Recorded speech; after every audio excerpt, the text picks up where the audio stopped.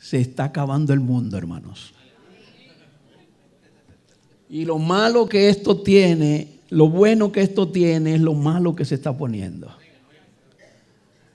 El Señor está por venir. Y si usted no se había dado cuenta, revise los medios de comunicación que tiene, porque Jesús está a la puerta. Y en estos días no nos queda otra cosa que buscar la presencia y la dirección de Dios, porque su segunda venida es inminente. Inminente. Hace un tiempo yo comencé a estudiar el libro El conflicto de los siglos. Yo pasé en los años 90 como 5 años que todos mis sermones eran de Apocalipsis. Como 5 años pasé predicando solo profecía. Daniel, Apocalipsis. Mis campañas evangelísticas durante ese periodo fueron profecías. Y después de un tiempo, pues me puse a indagar, a investigar en otras líneas y no prediqué con tanta frecuencia hasta hoy los asuntos proféticos. Hace un tiempo leí una comparación en el lenguaje que había entre el libro de Apocalipsis y los libros escritos por la señora White, especialmente lo de la serie del conflicto. Y a raíz de esa comparación del lenguaje, yo me puse personalmente a estudiar, como 2 o 3 años, quizá un poquito más, estudiando en esa dirección, antes de tener los suficientes elementos de juicio como para poder hablar a la congregación.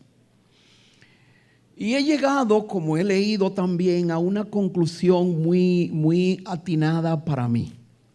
Y le explico. Los libros proféticos que están escritos en la Biblia se escribieron en un lenguaje, el lenguaje literario llamado reiterativo. Mientras que el libro El conflicto de los siglos fue escrito en un lenguaje cronológico ascendente. Repito, Apocalipsis, Daniel, Ezequiel, los libros proféticos fueron escritos en un lenguaje reiterativo, mientras que el conflicto de los siglos fue escrito en un lenguaje cronológico ascendente. Voy a explicar brevemente, porque el mensaje no es eso, lo que significa para sentar la base. ¿Qué es lenguaje reiterativo? Pongamos como ejemplo entre los libros de la Biblia Apocalipsis. Si usted abre el libro de Apocalipsis en el capítulo 1, ¿puedo utilizar aquí? Me dice cómo, ok. Yo tengo que apagarlo. Se puso verde, ahora sí, ¿verdad? Si usted toma el libro de Apocalipsis y lo abre en el capítulo número 1 con el propósito de estudiar la palabra de Dios, todo el Apocalipsis, el primer capítulo es como una introducción a las visiones que tuvo Juan. Pero cuando usted toma del capítulo 1 al capítulo 3, ahí encontramos la profecía de las 7 iglesias. Esa profecía de las 7 iglesias comienzan con la iglesia de Éfeso en el año 31. Y usted va de iglesia en iglesia, de año en año, Éfeso hasta el año 100, después viene la próxima y pues viene la próxima. Y una por una las diferentes iglesias de manera lógica van llegando hasta la iglesia de la Odisea, cuyos periodos son los últimos de la historia de este mundo. Si el libro de Apocalipsis estuviera escrito en orden cronológico, en el capítulo 4 y el capítulo 5 nos habla acerca del trono de Dios, y ahí se acabaría Apocalipsis, porque comenzó con la iglesia en el año 31 y terminamos en el cielo, se acabó el libro. Pero no, el capítulo 6 habla acerca de los 7 sellos. ¿Y qué es lo que hace? En las 7 iglesias nos llevó hasta los últimos días de la historia de este mundo. Y en el capítulo 6, el vidente de Pasmo vuelve hacia atrás y comienza con el primer sello otra vez en el año 31 y comienza reiterando lo que ya nos dijo en la profecía de las 7 iglesias, con los 7 sellos. La única diferencia es que con los 7 sellos va un poquito más lejos que con las 7 iglesias. Y cuando el capítulo 6 y el capítulo 7 terminan de hablarnos de los 7 sellos, entonces volvemos para atrás y otra vez el vidente de Patmos regresa a los anales, a los principios de la historia de la iglesia y comienza a hablarnos acerca de las 7 trompetas. Y con las 7 trompetas Él nos explica la historia de este mundo y nos avanza, con la diferencia de que nos lleva un poquito más lejos que con los 7 sellos y mucho más lejos que con las 7 iglesias. Y otra vez cuando vienen los 7, las 7 plagas, o cuando viene el otro periodo, una vez más el Apocalipsis vuelve atrás y avanza hacia allá. Ese atrasar y regresar, volver hacia atrás e ir para allá, es lo que se llama el lenguaje reiterativo. Algunos han interpretado Apocalipsis de forma cronológica y después no encuentran qué hacer con otra parte del libro, porque ya en la historia llegaron hasta cierto tiempo.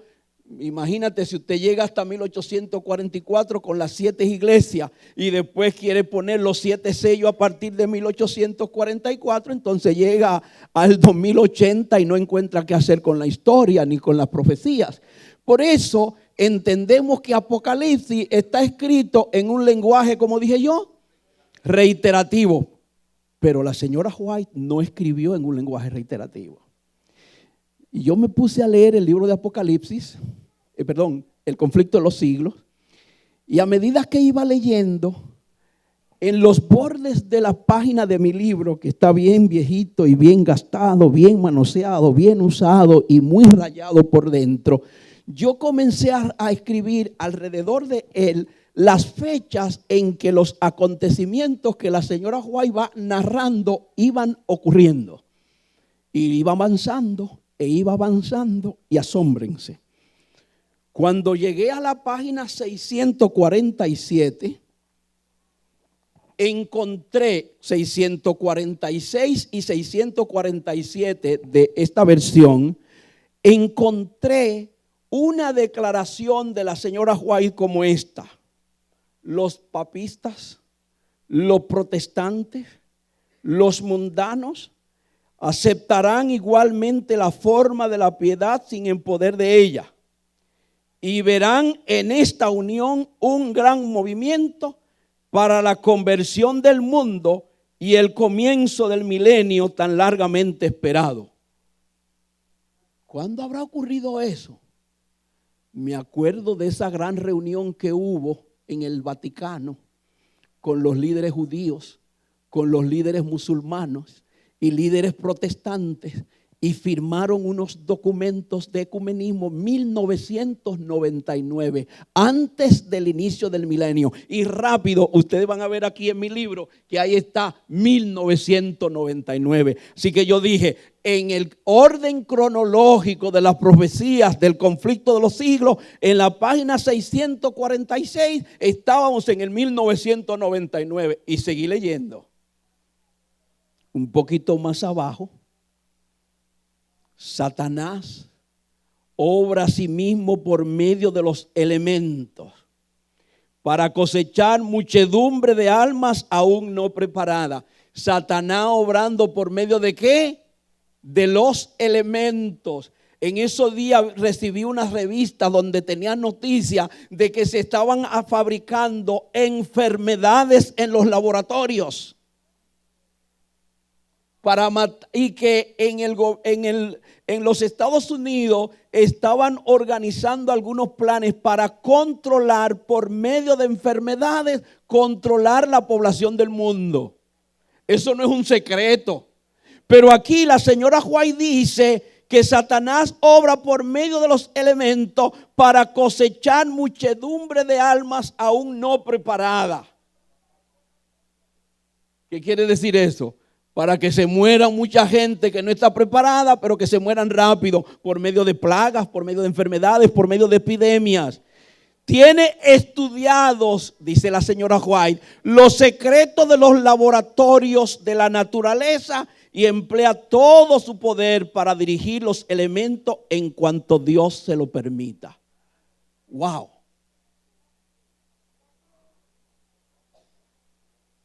Destruye la mies casi madura y a ella sigue la hambruna y la angustia.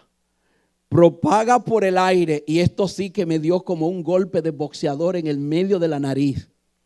Oigan lo que escribió Elena White. Satanás propaga por el aire emanaciones mefísticas y miles de seres perecen en la pestilencia.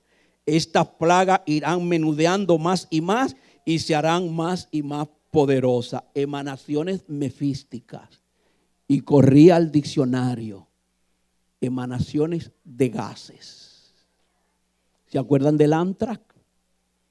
De los gases que hay en el aire. Y rápido yo le puse ahí 2003. Porque en el 2001, cuando las Torres Gemelas, nos quedamos por 6 o 7 meses pasmados con lo que ocurrió. Y después no podíamos ni siquiera abrir una carta. Por el peligro, ¿se acuerdan? De que en el sobre hubiese alguna partícula de antrax o de otro elemento químico. 2003. Un poco más abajo, leo un versículo donde yo pongo la palabra hoy. Página 647 del Conflicto de los Siglos. Pero yo seguí hojeando y leyendo, y veo que a este capítulo le quedan 2 páginas y media, y que el próximo capítulo, el capítulo 31 del Conflicto de los Siglos, es la lluvia tardía.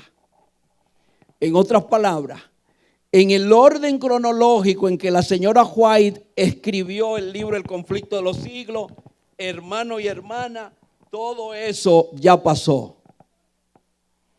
En el orden cronológico en que la señora White escribió el libro El Conflicto de los Siglos, para que llegue la lluvia tardía faltan 2 páginas. Y con la lluvia tardía, según aprendemos los adventistas, el sellamiento del verdadero pueblo de Dios. 2 páginas y media. Y después, 9 páginas más adelante, me encuentro con la segunda venida de Cristo. 2 páginas y media para el sellamiento. Y 11 páginas y media para que Jesús venga a este mundo. En el orden cronológico en que fue escrito el libro El Conflicto de los Siglos. Yo estoy claro que Jesús viene pronto. Tan pronto como 2 páginas y media del libro El Conflicto de los Siglos, para que el pueblo de Dios sea separado en este mundo. Que comiencen las plagas a caer, que comience la persecución sobre el verdadero pueblo de Dios, que comiencen a emitirse las leyes que harán de un pueblo enemigo de todo el mundo, pero de un pueblo víctima de las acechanzas del enemigo. Ahora, tal vez algunos de ustedes, como lamentablemente ocurre, pudieran no tener tanta confianza en lo que yo estoy diciendo del conflicto de los siglos. Pero si me permiten, vamos a la Biblia. Porque en esta hora yo quiero retomar con ustedes algunos asuntos de las profecías que nos hablan acerca del pueblo de Dios y la circunstancia por la que estaremos y estamos pasando en los últimos días de la historia de este mundo. Y me gustaría ir con ustedes al libro de Apocalipsis, el capítulo número 12. Apocalipsis, digo, el capítulo número 12. Todos los estudiosos de la Biblia, adventistas del séptimo día más, conocemos muy bien las expresiones y el contenido del capítulo número 12 del libro de Apocalipsis. Lo conocemos muy bien. Yo no voy a entrar en detalles hoy de interpretación de muchos de los símbolos que hay en el capítulo 12. Algunos de estos versículos los leeré bastante apresurado, porque la intención mía es probar otros detalles que no tienen nada que ver con el contenido general de las profecías. Y me van a permitir que lea algunos versículos sin tomar en cuenta su significado o sin explicar ellos, porque quiero ir a lo que realmente voy a significar. Por muchos años, como iglesia, nosotros como pueblo, como estudiosos de la Biblia, nosotros hemos hablado acerca de las dos iglesias de Apocalipsis. ¿Verdad que sí? ¿Usted puede en una sola palabra identificarme las dos iglesias? A una le decimos la ramera, a otra le decimos la iglesia pura. Estamos como iglesia completamente convencidos de que en Apocalipsis se habla de dos iglesias. Y la intención original es que nosotros procuremos participar de todas las bendiciones de esa primera iglesia, que yo voy a colocar simbólicamente aquí y la voy a señalar como que esta es la primera iglesia. Está aquí. Pero para que sea la iglesia, yo voy a usar esto como esta es la iglesia pura, la iglesia santa, la iglesia sin mácula. Y por allá, en algún otro lugar, posiblemente, vamos a colocarlo aquí arriba. No tengo un elemento que me lo simbolice. Gracias. Aquí está la ramera. Bueno, simbólicamente. Si yo hubiese tenido la oportunidad de ser profesor, toda la vida quise ser maestro y no me lo permitieron, pues en el salón de clase yo tuviera de todo para ilustrar las cosas de manera que podamos adentrarnos a la realidad. Así que hasta hoy nosotros hemos trabajado con la teoría de una iglesia pura y una iglesia ramera y de un remanente. Bueno, entonces ahora no son dos, ahora son tres. ¿Verdad? Pareciera que son tres. Pero yo voy a leer con ustedes el libro de Apocalipsis para que ustedes vean, hermanos, que no son tres, pero que tampoco son dos. Voy a cambiar en la mente de ustedes hoy. Si no está de acuerdo conmigo, pues lo podemos analizar después, ese paradigma de las dos iglesias de Apocalipsis. Porque todo el libro de Apocalipsis me habla de una sola iglesia. De una sola. Y pudiéramos nosotros estar estancados en nuestro movimiento, en nuestra preparación o en la visión de la urgencia de la preparación cuando estamos tratando de distinguir entre la iglesia pura, buscando la manera de ser parte de la iglesia pura y rechazando la iglesia ramera. Y en ese cotejo pudiéramos estar perdiendo el tiempo y perdiendo la visión de la realidad apocalíptica. Por eso quiero, con toda la responsabilidad de un sencillo estudiante de la Biblia, conversar con ustedes de estos detalles. Apocalipsis capítulo 12, verso 1. Vamos a comenzar identificando. ¿Cómo dice por allí? Apareció en el cielo una gran señal. Una mujer vestida de sol, con la luna debajo de sus pies. Y en su cabeza, ¿qué cosa? Una corona de 12 estrellas. La interpretación apocalíptica de la iglesia adventista del séptimo día nos indica que esta mujer, vestida de sol con la luna debajo de sus pies, es la iglesia apostólica. La corona con las 12 estrellas es una identificación del pueblo en tiempo del pueblo de Dios, en tiempo de los apóstoles. De paso, en toda la palabra de Dios, para dirigirse a su pueblo, para organizar a su pueblo, para levantar un pueblo, Dios siempre ha utilizado el 12, el elemento 12, para todo lo que tenga que ver con la organización de un pueblo. Si vemos el Antiguo Testamento, cuando Dios iba a levantar su primer pueblo, lo hizo con las 12 tribus. ¿Estamos claros allí?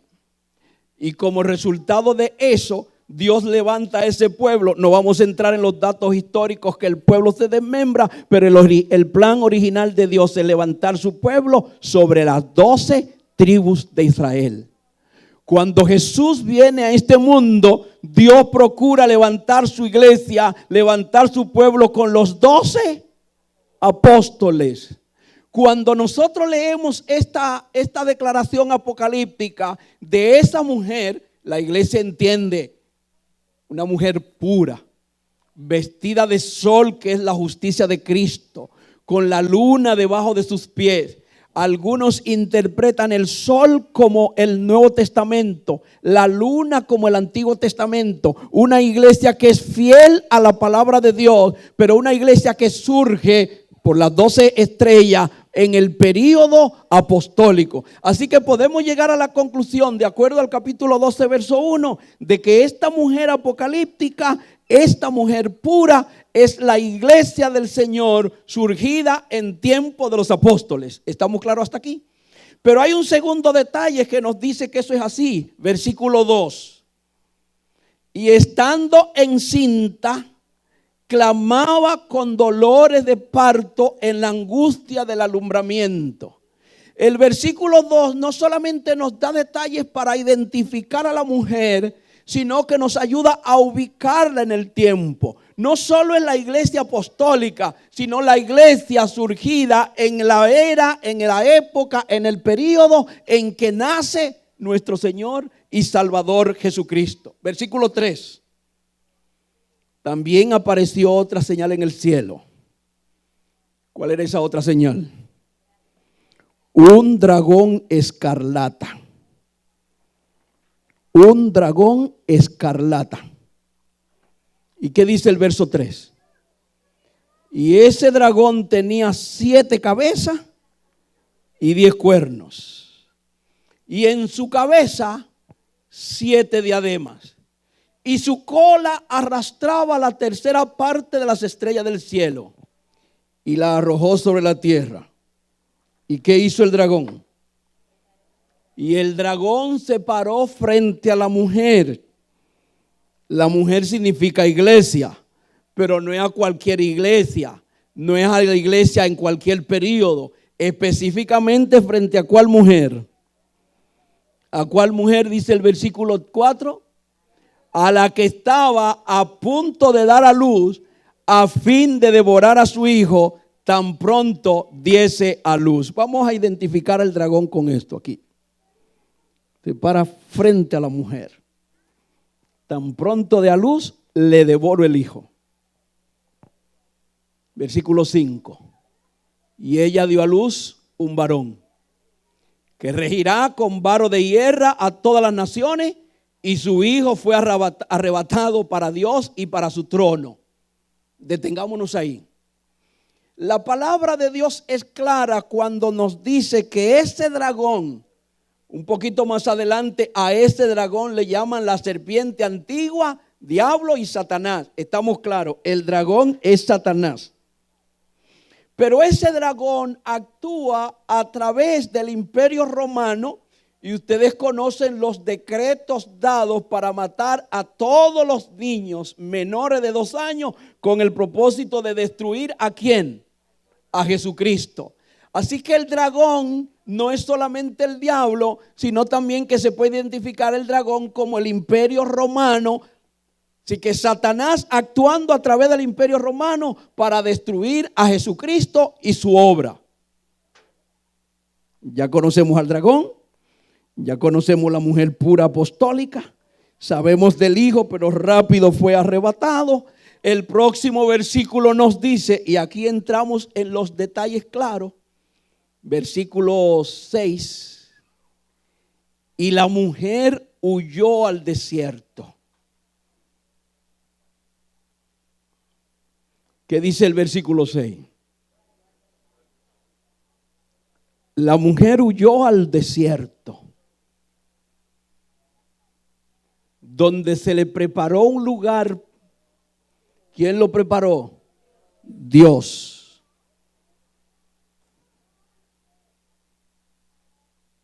Y allí ella tenía que estar 1260 días. Ese detalle profético de los tiempos no lo voy a analizar ahora, pero sabemos 1260 años. Ahora la mujer está en el desierto. ¿Qué más?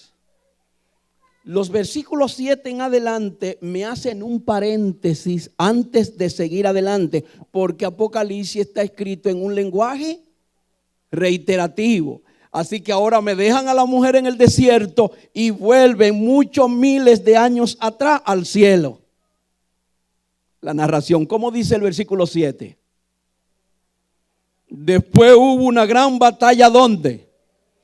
Ese después significa lo que Juan ve después, pero no que ocurrió después, sino lo que Juan ve en su visión después, pero eso ocurrió en el cielo muchos años antes de que estuviera ocurriendo lo de la mujer que huye al desierto. ¿Estamos claros hasta aquí? Hubo una gran batalla en el cielo. Miguel y sus ángeles luchaban contra el dragón, y el dragón luchaba con sus ángeles, pero no prevalecieron ni se halló más lugar para ellos en el cielo. Y fue lanzado del cielo, ¿quién? El dragón, la serpiente antigua, como más dice, que se llama Diablo y Satanás, el cual engaña al mundo, fue arrojado a la tierra y sus ángeles con él. Versículo 12, por lo cual alegraos cielos y los que moráis en ellos, y ay de los moradores de la tierra y del mar. ¿Por qué? Porque el diablo ha descendido a vosotros con gran ira, sabiendo que le queda poco tiempo. Y cuando el dragón vio que había sido arrojado a la tierra, ¿qué hizo? Persiguió a la mujer. ¿A cuál mujer? Dice el versículo. A la mujer que había dado a luz al hijo varón. Aquí está el dragón persiguiendo a la mujer. Voy a quitar la ramera de aquí porque todavía ella no ha salido al escenario. La mujer y el dragón persiguiendo a la mujer.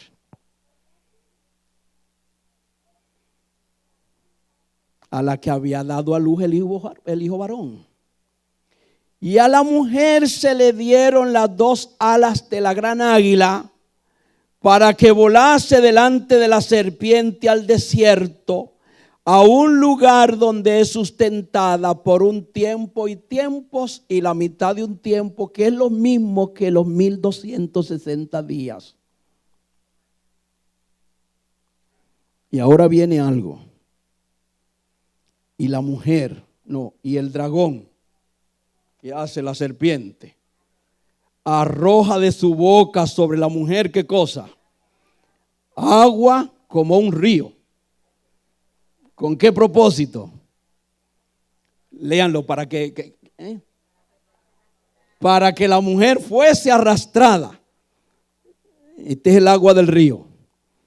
El dragón la tira sobre la mujer para que la mujer fuese arrastrada del río. ¿Qué significa río? El río, como el mar en Apocalipsis, significa muchedumbre, muchas gentes. ¿Cuál es la diferencia? Cuando en Apocalipsis o en profecía se habla del mar, está hablando de mucha gente en guerra. En Apocalipsis hay una profecía que la bestia surge del mar, es un imperio que surge en medio de una guerra. Pero ahora me hablan del río, que es mucha gente también, pero tranquila, en paz, sin guerra, sin problema. El dragón aquí no produce una guerra. Él simplemente arroja agua como un río para que el agua barra a la mujer. Pero eso no pasó. ¿Qué dice Apocalipsis que pasó? Versículo 16. La tierra ayudó a la mujer. ¿Y qué hizo la tierra? Absorbió toda el agua.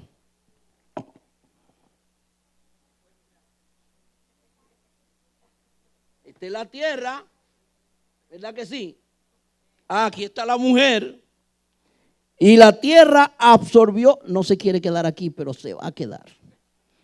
La tierra absorbió toda el agua con el propósito de ayudar a la mujer. Ahora, ¿dónde está la mujer?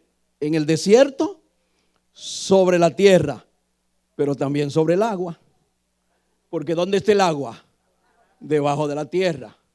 Así que el cuadro profético de Apocalipsis, capítulo 12, verso 16, nos dice que la mujer está en el desierto. Desierto es símbolo de oscurantismo espiritual, de oscuridad espiritual.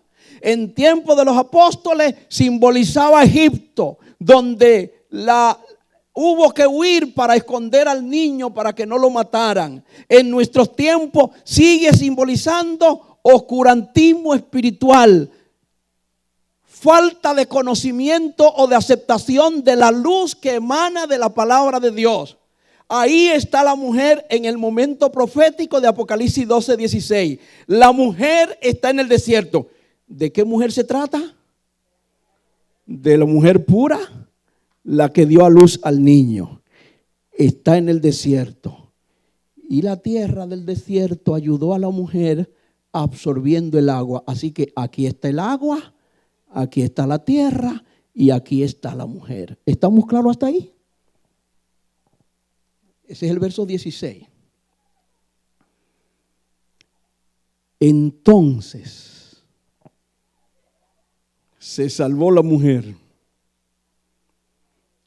El dragón no pudo con ella.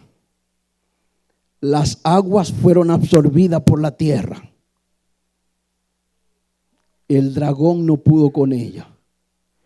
¿Y qué dice el verso 17? Antes de leer el verso 17, ¿cuántas mujeres tenemos aquí ahora? ¿Cuántas mujeres? Una, la pura que huyó al desierto. ¿Estamos claros hasta aquí?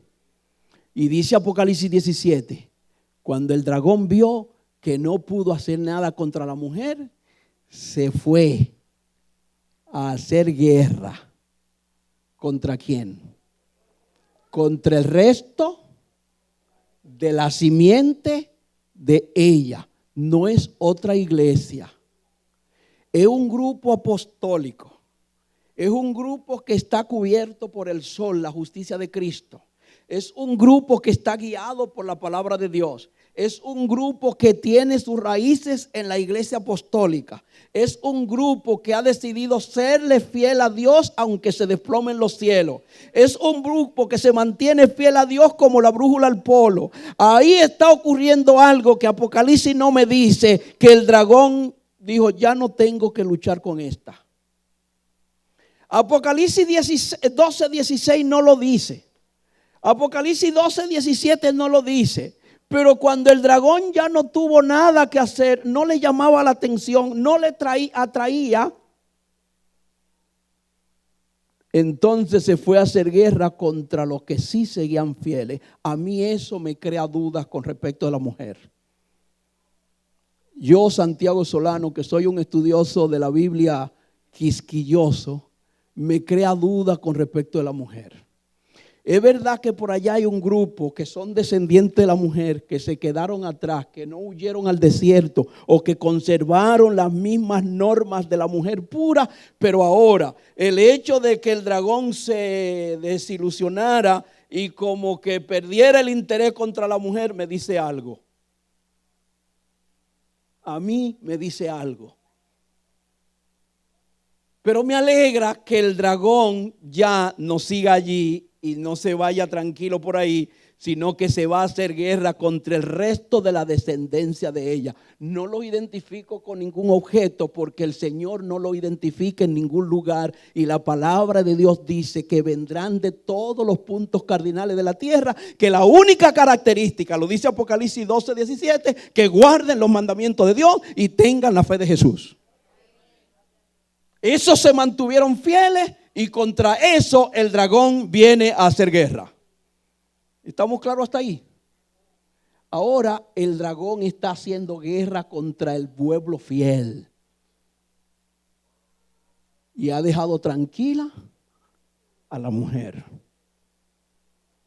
El espectáculo apocalíptico de ahora es una mujer que está en el desierto y un dragón luchando contra la descendencia de ella. Yo no voy a tomarme tiempo para buscar apocalípticamente hablando el hecho de que la iglesia adventista del séptimo día reúne todas, oigan eso, todas, amigo que me visita, todas las características para ser la iglesia, el remanente, la descendencia de la iglesia apostólica. Ese pueblo contra el que el dragón está haciendo guerra es la iglesia adventista del séptimo día.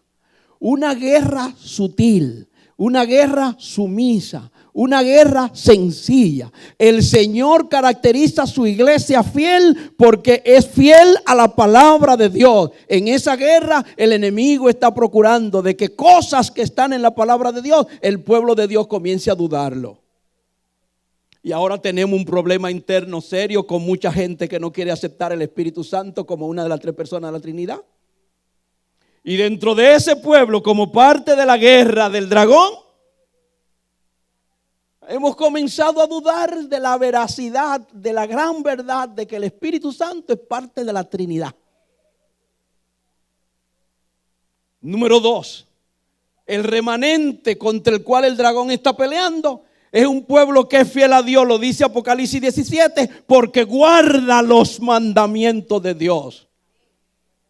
Y yo pregunto, ¿estamos guardando el sábado?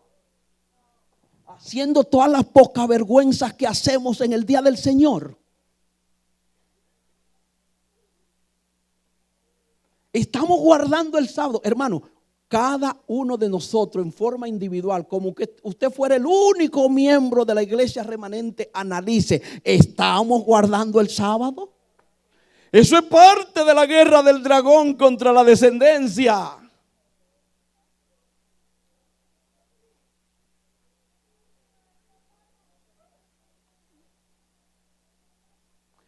Guardan los mandamientos de Dios y tienen la fe de Jesús. Y Apocalipsis 19:10 dice que la fe de Jesús es el espíritu de profecía. ¿Estamos guiando nuestras vidas con lo que el Señor inspiró a través del espíritu de profecía? La mitad de la iglesia se burla del régimen alimenticio. No solamente no somos adeptos al consejo de régimen alimenticio, sino que nos burlamos. Nos burlamos. Esa es parte de la guerra que el dragón está haciendo contra la descendencia. Y podría citar 10, 12, 15, 20 razones más.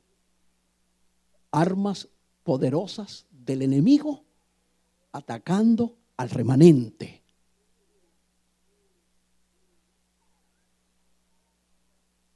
Pero yo estoy claro con quién es el remanente. Yo estoy claro con la guerra que está haciendo el dragón.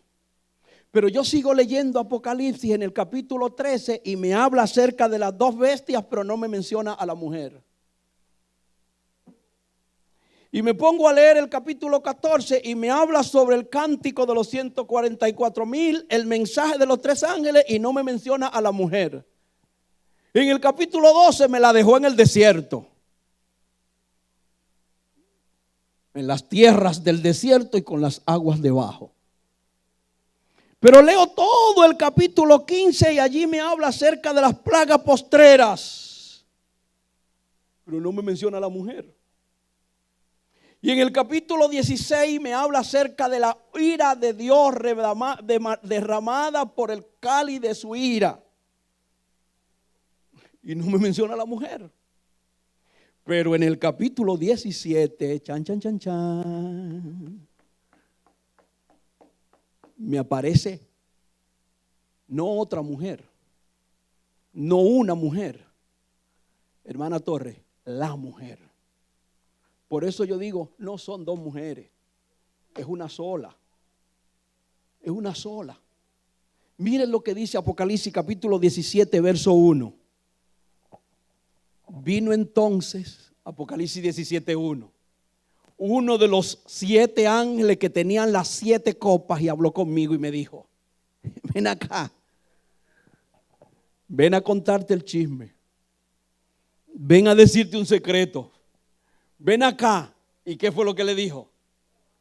Y te mostraré la condenación de la gran ramera. Bueno, pastor, pero usted no tiene forma de convertir el celular en un timbre ni el timbre en un celular. Tienen que ser dos como quiera. Dice Apocalipsis 17:1.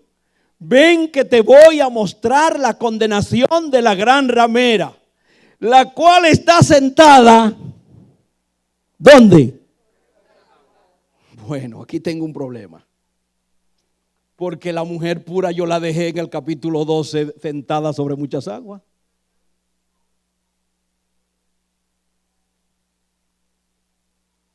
Y sigue diciendo, con la cual han fornicado los reyes ¿de dónde? De la tierra. La tierra es el río. Lo que la ayudaron el otro día, ahora la enamoraron, la sedujeron, la entusiasmaron, la hicieron que se olvide de sus reglas, de sus normas y de sus principios. Y ahora le dieron toda la bendición a la mujer que está en el desierto.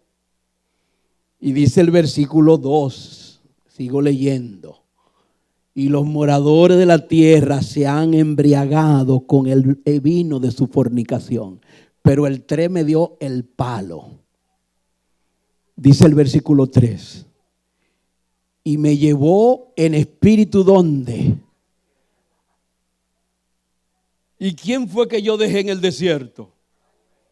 Y ahora la que está sentada sobre muchas aguas le están llamando la ramera. Y cuando me la van a enseñar me llevan al desierto. ¿Dos coincidencias o características, verdad? Número 1, está sentada sobre muchas aguas como la famosa pura. Y número 2, está en el desierto. Y me llevó en el espíritu al desierto. Y vi a una mujer sentada sobre una bestia escarlata, llena de nombre de blasfemia, que tenía 7 cabezas y 10 cuernos. Mientras hacía guerra con la descendencia, enamoró a la mujer. Y ahora esa mujer pura que huyó al desierto, ahora la encuentro que la bestia la está cargando. ¿Son 2 mujeres o es una sola? Pregunto, ¿son 2 mujeres o es una sola? Es una sola mujer.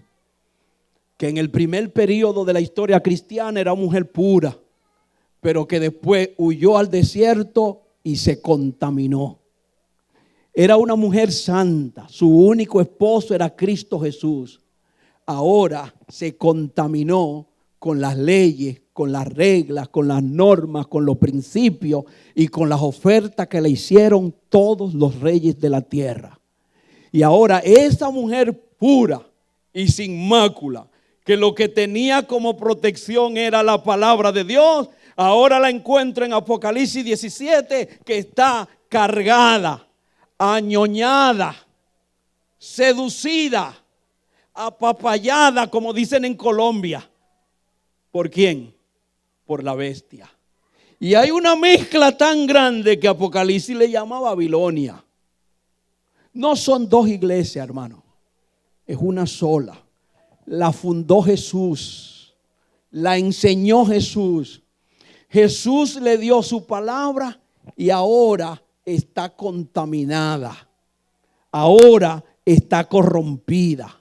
Ahora ha convertido las leyes y las normas y los principios divinos en un vino para embriagarse con el mundo. Ahora no toma en cuenta la palabra de Dios, sino sus propios criterios. Ahora no toma en cuenta los principios divinos, sino los principios humanos. Ahora no hace lo que Dios quiere, sino lo que ellos quieren. No son dos mujeres, hermanos, no te engañes. Es una sola que era pura. No siga buscando la mujer pura, que no la va a encontrar, porque se fue al desierto. En el desierto negoció con el diablo, negoció con Satanás, negoció con la bestia y se convirtió en una ramera. Si tú andas buscando la iglesia pura para unirte a ella, no la vas a encontrar, porque aunque fue fundada por Jesús en tiempo de los apóstoles, esa iglesia se corrompió con el mundo y con los principios del mundo. Pero todavía yo no he hablado del otro grupo. El problema final es que no es un asunto de iglesia. Es un asunto de hombres y mujeres fieles al Señor. Por eso el Señor dice que en el versículo que leímos anteriormente, que el diablo se fue a hacer guerra, no contra la iglesita tal, sino contra un grupo que tiene la simiente, que tiene el ADN de la mujer, que tiene los principios de la mujer, que tiene las normas de la mujer, pero lo mantuvo y la mujer no. Se convirtió en una ramera, pero la descendencia sigue pura. Negoció con el diablo, pero la descendencia sigue pura. Así que, hermanos, usted y yo no tenemos que seguir buscando la iglesia pura. Ya no existe. Tenemos a una gran ramera negociando con el enemigo y haciendo todo. Y tenemos a la descendencia que se ha mantenido fiel y se mantendrá fiel a los principios divinos. La guerra del dragón es una guerra basada en principios, porque el enemigo sabe que los principios forman tu carácter y te preparan para el cielo, o que esos mismos principios no puestos en práctica destruyen tu carácter y te preparan para el infierno. Por eso yo dije al principio, estamos viviendo en los últimos días de la historia de este mundo. Ya Jesús viene pronto. En el lenguaje profético cronológico quedan 2 páginas y media para que el pueblo de Dios sea sellado. Para que el pueblo de Dios se identifique con Dios. Para que el pueblo de Dios decida si va a coquetear con la ramera o va a ser fiel a los principios divinos. 2 páginas y media en el lenguaje cronológico de las profecías del conflicto de los siglos para que tomemos la firme decisión: o somos de Dios o somos del diablo, o de la luz o de las tinieblas. Y como dijo el Señor, o tú recoges o tú desparramas. Pero en todos estos axiomas bíblicos lo más importante es que tú decides. Eso es lo más importante. Tú decides. La iglesia está corrompida. Por donde quiera que tú lo veas, la iglesia fundada por Cristo es una ramera. La iglesia fundada por Cristo apostató. Incluso cuando hablamos acerca del mensaje a la Odisea, el mensaje contra la Odisea es un mensaje de vómito. ¿Se acuerdan? Ojalá fuese fría o caliente. No es eso lo que dice el Señor. Pero cuanto eres tibia, ¿qué dice el Señor? ¿Y a quién se refiere el Señor cuando está hablando de la Odisea? A la iglesia de los últimos tiempos, no al remanente. Por cuanto eres tibia, te vomitaré de mi boca. Ya esa ramera está condenada. Usted y yo no somos parte de la iglesia laodicense. Usted y yo hemos sido llamados para ser parte del remanente, que en un rincón de la historia profética de este mundo se mantiene fiel al Señor, que no levanta bandera para exigir sus derechos, porque sus derechos están en Cristo, que no busca un espacio en la sociedad. No necesitamos un espacio en la sociedad porque nuestro espacio está en el cielo. Que no busca ser reconocida como la ramera porque ya tiene un galardón de reconocimiento asegurado en Cristo Jesús. Y esa iglesia remanente en un rincón de la historia de este mundo debe observar con mucha solemnidad y manteniéndose fiel como la gran ramera ha sido llamada a la destrucción. Enfoquémonos, hermanos, en que en Apocalipsis estamos hablando de una iglesia fundada por Cristo, pura pero corrompida. Así está la iglesia. Así está el mundo cristiano, por donde quiera que tú lo veas. Pero el Señor no te ha llamado a formar parte de una iglesia. El Señor no te ha llamado a que tú seas uno más en el mundo cristiano. El Señor te ha llamado para que tú seas parte del remanente. Los que guardan los mandamientos de Dios y tienen la fe de Jesús. Ese grupo no es una iglesia. Ese grupo es un pueblo que se prepara para ir y morar con Cristo Jesús en las mansiones celestiales. Hoy yo quiero hacerle un llamado especial a mi iglesia. Quiero hacer un llamado especial al pueblo congregado aquí. Como siempre digo, no estás aquí por tu propia decisión. Si has llegado aquí es porque el Señor en su inmenso amor y misericordia hizo provisión para que vengas. Si eres parte de esta congregación en esta mañana es porque el Señor quiso en su inmenso amor y misericordia, por medio del poder de su Espíritu Santo, que tú estuvieras aquí para que recuerde que el Señor te ha llamado a formar parte del pueblo remanente, el pueblo que pone en alto los principios divinos, el pueblo que vive puro y sin mácula, pero el pueblo que está siendo atacado por el dragón, directamente por el dragón, porque el dragón ya no tiene que pelear con la ramera, ya le pertenece.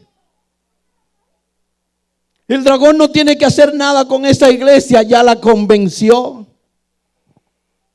Ya la hizo que aceptara el espiritismo como parte de su doctrina. Le permitió que cambiara el sábado por el domingo. Se están llenando de toda suerte de cosas impuras. No creen en lo que la palabra de Dios enseña como real.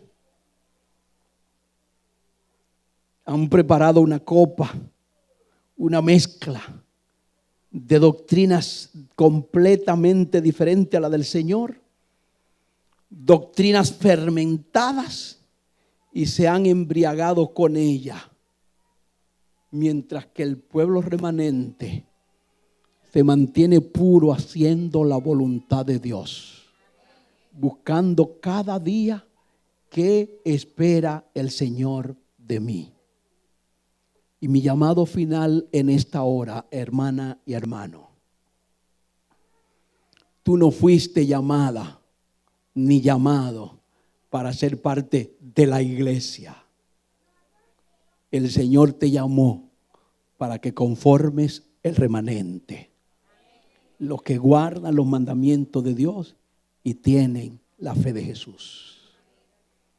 Y el Señor te ha llamado con ese propósito, para capacitarte, para prepararte, porque un día el Señor vendrá y llamará a su pueblo, a ese pueblo, como dice capítulo 14, verso 12 de Apocalipsis, que cuando Juan vio allá en la colina de Jerusalén, dijo, ahí está la paciencia de los santos, Ahí están los que guardan los mandamientos de Dios.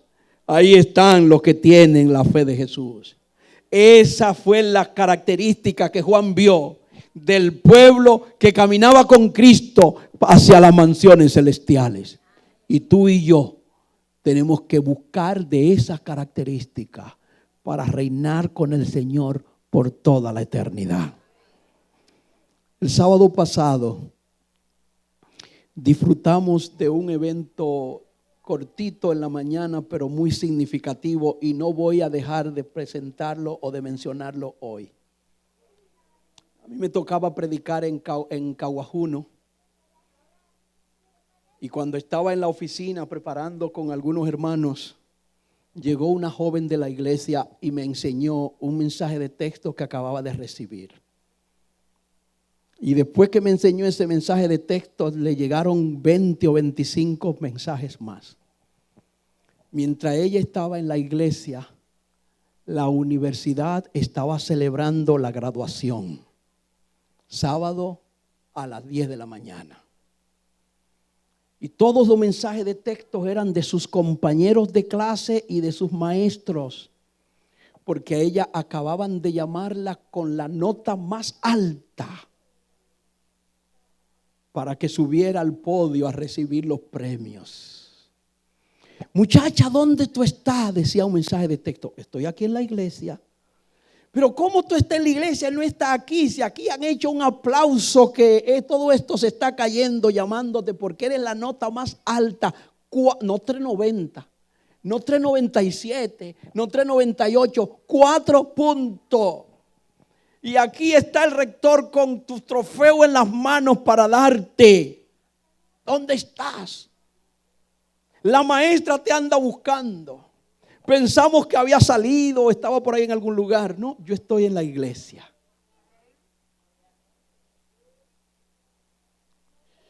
Yo pensé y le tiré la llave del carro a Mercedes. Vete corriendo a casa y búscate una toga y búscate un birrete.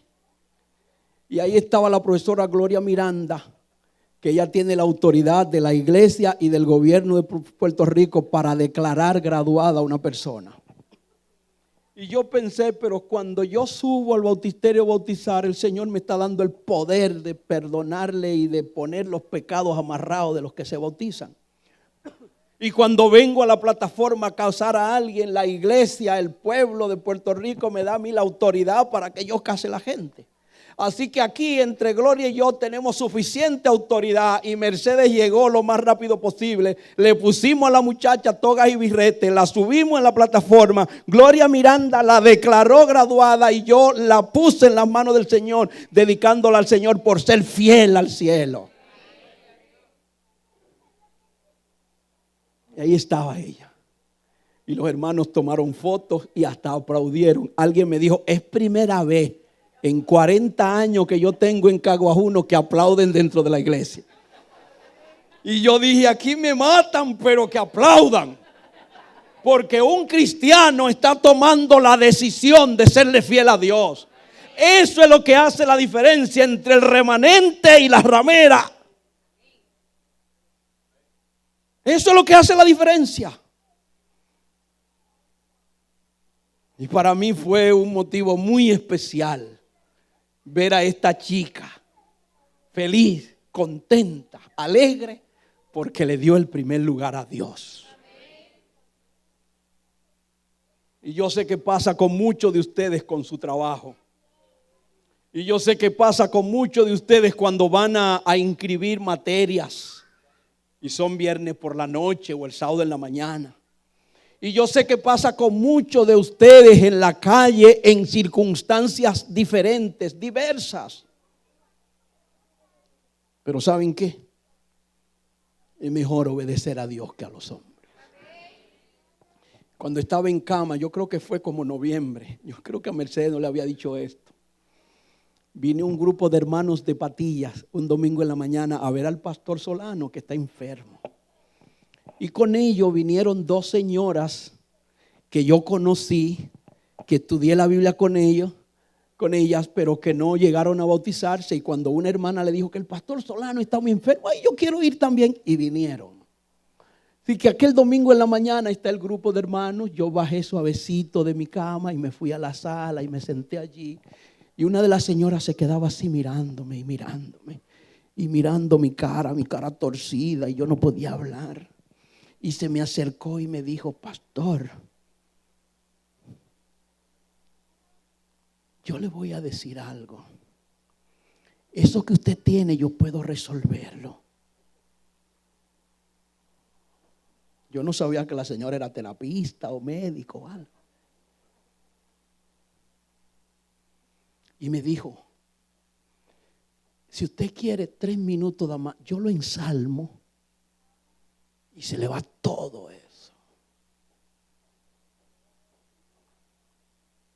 ¿Verdad? Déjeme así. Porque es mejor obedecer a Dios que a los hombres. Porque no podemos hacer negocio con el diablo, aunque sea con el propósito de beneficiarnos. Hermanos, el enemigo te va a atacar con los principios. El enemigo te va a atacar con las normas. Porque eso es lo que establece la diferencia entre la ramera que vendió sus principios y el remanente que se mantiene fiel a los principios. ¿Han leído cómo hacían los guardias en tiempo de la iglesia primitiva cuando salían a perseguir? Los valdenses fueron perseguidos de una manera acérrima. Y los guardias, cuando le indicaban que vayan a un pueblo a buscar los cristianos, ellos decían: esperen al sábado. Y se subían en la colina donde estaba la ciudad abajo y miraban las chimeneas que no estaban tirando humo. Ahí hay un cristiano. Porque los cristianos en la chimenea que no estaban tirando humo, hasta para evitar el frío no encendían el fuego el día sábado. Y los guardias, y en los anales históricos, óigale, yo conseguí en la asociación en estos días un libro de Josefo en español. Usted sabe el trabajo que a mí me dio traducir de ese libro cuando yo estaba haciendo mi bachillerato, y ahora en bendito libro en español. Y ya voy leyendo como 80 páginas, ya he leído, me lo estoy comiendo. Josefo nació 4 años después de la muerte de Jesucristo. Y a los 14 años ya él había escrito 11 tomos de su biografía, de su historia, que son 26 tomos. Y el hombre cuenta con lujo de detalles toda la historia de ese tiempo. Los valdenses, que fueron registrados en otros libros históricos, eran atrapados cuando en la chimenea de su casa no había humo el día sábado. Qué fácil era poner un par de leñas allí para que haya humo y que por aquí no pasen. No estamos cocinando, no estamos haciendo nada, simplemente para que salga el humo y nos salvamos. Los valdenses no, eran fieles a Dios aunque se desplomen los cielos. Esa será, mi querida hermana y hermano, la diferencia en los últimos días de la historia de este mundo. Y concluyo diciéndote, no hay 2 iglesias. Hay una iglesia ramera que sigue cargada por la bestia y negociando por el diablo y preparándose para, junto con el dragón, venir a hacer guerra contra el resto de la descendencia, los que guardan los mandamientos de Dios y tienen la fe de Jesucristo. Esa será la guerra final. Y tú y yo no somos espectadores, somos parte de esta guerra. Séanle fiel a Dios y serán salvos ustedes y sus casas. Dios lo ha prometido y Él lo hará. Dios nos ha indicado lo que tenemos que hacer y Él cumplirá. Dios ha puesto en nuestras manos las herramientas de salvación y esas herramientas hay que comenzar a utilizarlas desde ya. Oren al Señor. Pongan en práctica los principios divinos y no claudiquen por absolutamente nada. Y en ese glorioso día el Señor les dirá: venid, benditos de mi Padre, heredad el reino preparado para ustedes desde antes de la fundación del mundo.